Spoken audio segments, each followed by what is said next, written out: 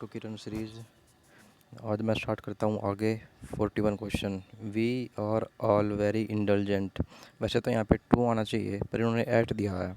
अब इसको याद ही कर लो। We are all very indulgent at the injustice done to him if she. देखो अब ये इफ़ के बाद सब्जेक्ट आ गया ना, तो यहाँ पे हमेशा वर ही आएगा। इसका मतलब ये हुआ if she were A bird. अगर जो वह एक पक्षी होती तो वह उड़ती। पास्ट की कोरी कल्पना के लिए वर हमेशा, जैसे if she were Gandhi lives. अब इसमें फॉल ऑफ आएगा। फॉल ऑफ होता है किसी चीज़ से कट के टूट के अलग होना। Lives fall off in the Ottoman since Elizabeth Barrett Browning's father never approved of her marrying. इसमें हर मैरिंग क्यों आया? देखो वैसे तो ये कंट्रोवर्शियल सा ही क्वेश्चन है एक। यूअर, जैसे यूअर हो गया, यूअर के बाद सब्जेक्ट आता है। और अगर जो यूअर के बाद सब्जेक्ट आता है या नाउन आता है, अब अगर जो हम किसी भी वर्ब को नाउन बनाएंगे तो आईएनजी फॉर्म लेंगे। ऐसे ही हर है, हर के बाद भी नाउन आना चाहिए, तो इन्होंने मैरी को नाउन में कन्वर्ट कर दिया आईएनजी लगा के। जैसे यूअर्स हो गया, यूअर्स के बाद कोई नाउन की ज़रूरत नहीं होती, लेकिन यूअर के बाद नाउन की ज़रूरत है। अगर जो यूअर के बाद नाउन नहीं होगा तो हम नाउन बनाएंगे, लेकिन इसके अंदर हर है ऐसे ही। अगर जो हर्ष होता, HERS हर्ष होता, तो हमें ये मैरिंग की ज़रूरत नहीं पड़ती, फिर सीधा उसी के अंदर नाउन होता।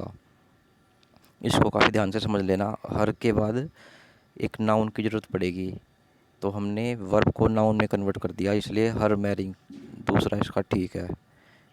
Canada does not require that US citizen obtain passport to the enter the country and. अब इसमें पैरेलल कंस्ट्रक्शन चाहिए। एंड के पहले क्या है? डज नॉट वाली कंस्ट्रक्शन, तो एंड के बाद भी डज नॉट वाली कंस्ट्रक्शन आएगी।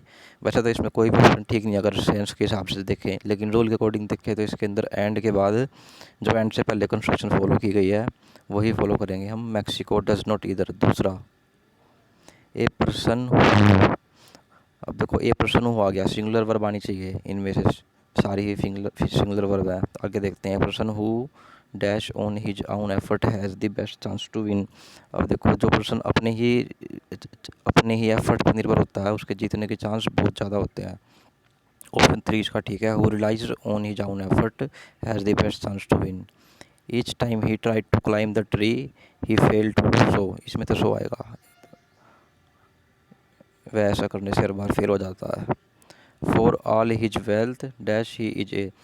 फॉर ऑल इसका मतलब है के बावजूद। यहाँ पर फॉर ऑल यानी उसकी सारी धन के बावजूद भी वह एक कंजूस है। Option 1, for all his wealth he is a miser. In classroom students are to be train to love. अब इसमें ईच अदर और वन अदर के अंदर कन्फ्यूज़न है, पहले और तीसरे के अंदर। In classroom students are to be train to love each other या वन अदर। यहाँ पर इन्होंने वन अदर दिया हुआ है, तो आप वन अदर को रट लें। जब भी क्लास के अंदर बात होती है स्टूडेंट्स की, तो वन अदर यूज़ करेंगे हम, ऐसी फॉर्मेशन हो। वैसे तो ईच अदर भी ठीक है, लेकिन यहाँ वन अदर ज़्यादा ठीक होगा। Mr Ovi puts his whole life in the work, यानी कि उन्होंने अपनी पूरी लाइफ अपने काम पर लगा दी। जैसे कि आपने अपनी पूरी लाइफ पढ़ाई पर लगा दी। इन दी वर्क आता है ऐसी फॉर्मेशन में। ऑन इन अपॉन सब गलत हो जाएगा। ऑन इनटू अपॉन सब गलत हो जाएगा। इनटू होता है मोशन के लिए।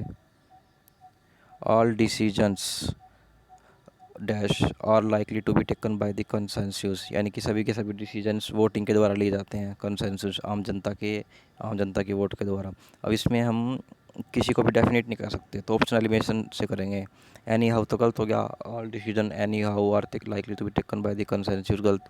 फॉर एवर हमेशा लिए जाते हैं, इसकी भी क्या गारंटी है। सम हाउ कभी कभी लिए जाते हैं। हाउ एवर में ये है कि हाँ भाई सारे के सारे डिसीजन कंसेंसस के द्वारा ही लिए जाते हैं। इसका हाउएवर ठीक होगा। Option number 4, the man was cured of his deafness. इसका ऑप्शन 2, क्योर्ड ऑफ यानी कि इलाज, क्योर्ड ऑफ हिज डीफनेस। अब देखो अगर जो और ऑप्शन देखें तो हम भी गलत हो जाएंगे। क्योर्ड ऑफ क्यों ठीक होगा पता चल जाएगा अपने आप। द मैन रिवार्डेड फॉर थोड़ी होगा, कन्विक्टेड बाय दोषी है, सेव्ड एट क्या, तो ऑप्शन 2 ही मोस्ट रिलीवेंट है। मोस्ट रिलीवेंट देखना है। ही is the talk of the town. Of the town होता है, टॉक ऑफ द टाउन होता है, ये एक इडियम है। मतलब कोई बात जो पूरे टाउन में फैली हुई हो। He is the talk of the town, idiom है ये। Gandhi ji will dash in the history as the one of the greatest man that ever lived. इसका गो डाउन आएगा, मतलब गांधी जी हिस्ट्री के अंदर काफ़ी बड़ा उनका अच्छा नाम है एज ए ग्रेटेस्ट मैन के रूप में। तो गो डाउन है, ये एक तरीके के आप फ्रेजल वर्ब सोच सकते हैं, go down in the history.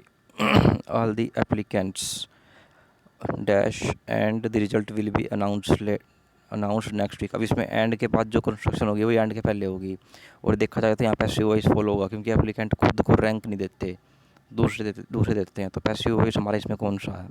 Rank तो नहीं है, R2 नहीं है, R2 भी रैंक, ऑप्शन 3 पैसिव वॉइस है ये। जैसे कि इसमें will be announced next week, ये भी पैसिव है, तो इससे ऊपर वाला भी पैसिव होगा, ऑप्शन नंबर 3 R2 भी ranked. The speaker did not properly space out his speech but went on dash one point। यानी कि स्पीकर अपना पॉइंट क्लियर नहीं कर रहा, बल्कि एक ही पॉइंट पर बार बार स्ट्रेस कर रहा है, एक ही पॉइंट पर जोर दे रहा है, option number 1 stressing.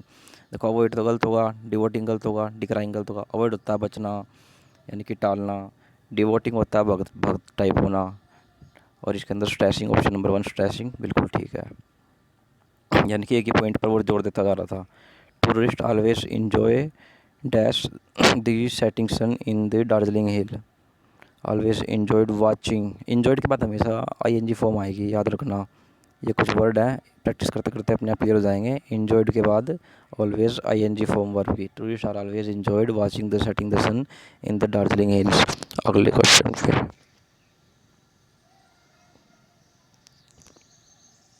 A dash of Japanese artist stepped off the coach amid a warm welcome. अब इसमें ए के बाद जापानीज आर्टिस्ट के ग्रुप का पूछा है, एक्चुअली ये 1 वर्ड पूछा है इसने।